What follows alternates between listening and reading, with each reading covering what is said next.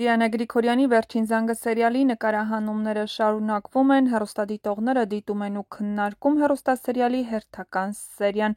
Բետին, որ ինքնասիրություն ունենա, կթողնի կհեռանա, Հենրիին, Անգելինային կթողնի, կմիանան ու երջանիկ կապրեն։ Էլիզն իրեն զոհի տեղ է դրել, անինքնասերն իմանալով, որ Հենրին իրեն չի սիրում, ամուսնացավ, հիմա էլ կատաղել է։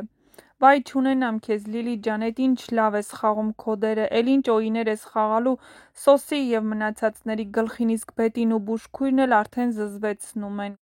Սուսիկ-փուսիկ տեղավորվում էր, բայց չկարողացավ մինչև վերջ դեր տանել, ճաքեց, դիմակը բացվեց, այ այդպես է լինում միշտ նրանց հետ, ովքեր գտնվում են մի տեղ, որտեղ չպետք է լինեն, Բետիներ, ձեզ մի քիչ հարգեք ու մի խցկվեք ուրիշի հարաբերություն, կյանքը շախմատ է։ Ահա այսպիսին էին այսօրվա սերիայի մեկնաբանությունները, եթե համակարծիք չեք, ապա գրեք ձեր կարծիքները, շատերը կարծում են, որ Աննայի պահվածքը ճիշտ է, ինչքան էլ մի քոն արած լինի, և իսկապես աղջիկը ողջ լինի, ինքը չի պատրաստվում հարամություն անի, գնա 25 տարվա ընտանիքը քանդի։